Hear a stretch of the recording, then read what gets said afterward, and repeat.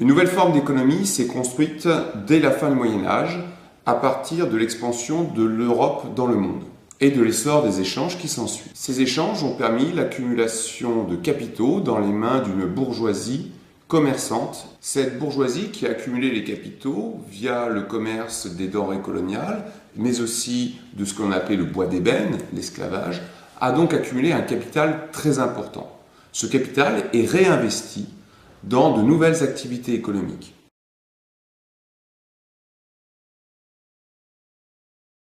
C'est ainsi qu'à la fin du XVIIIe apparaît un nouveau type d'économie en Angleterre. C'est à cette période que l'Angleterre connaît à la fois une révolution des machines, avec notamment l'introduction de la machine à vapeur, mais aussi des progrès dans le domaine productif textile ou des forges.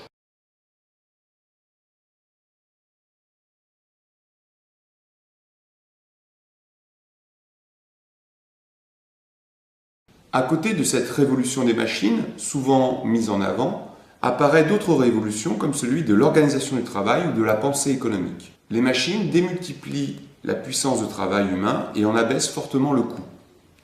Elles contraignent à des investissements lourds et à réunir des ouvriers dans un lieu unique. Elles donnent donc naissance à l'usine, d'abord appelée fabrique. C'est le textile et la métallurgie qui sont les deux grands secteurs où s'exprime cette nouvelle manière de produire. En conséquence, le travail, jusque-là fortement réglementé par des corporations, se réorganise. Le travail devient alors une simple marchandise qui s'achète et se vend sur un marché. C'est l'essor du salariat. Le salarié devient lui-même totalement dépendant du marché pour se nourrir, se loger ou se vêtir. Pour ses contemporains, il ne faisait aucun doute qu'une évolution majeure se déroulait sous leurs yeux. Par exemple, le passage du fer à l'acier et de la machine à vapeur à la turbine. Cette évolution déboucha à partir des années 1880 sur une série d'innovations technologiques tout à fait déterminantes. Effectivement, entre 1880 et 1910, les principales inventions qui symbolisent la modernité, automobile, avion, radio, cinéma, téléphone, bouleversent le mode de vie de l'ensemble des Européens. Même si leur production reste en grande partie artisanale et leur impact limité jusqu'en 1914, ces nouvelles technologies connaîtront un succès et une diffusion très grande dès les années 20. Enfin, ce sont aussi de nouvelles énergies qui se développent pendant cette période. Au charbon succèdent l'électricité et le pétrole. De nouveaux secteurs industriels apparaissent, comme la chimie et l'automobile.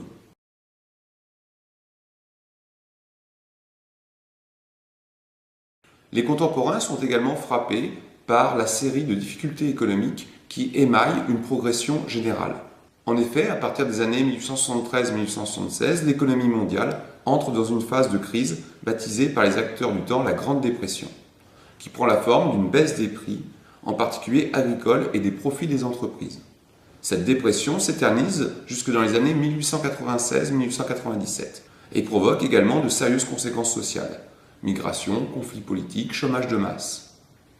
Cependant, à partir de 1896, la croissance économique reprend plus fortement et se traduit par ce que l'on a appelé la Belle Époque.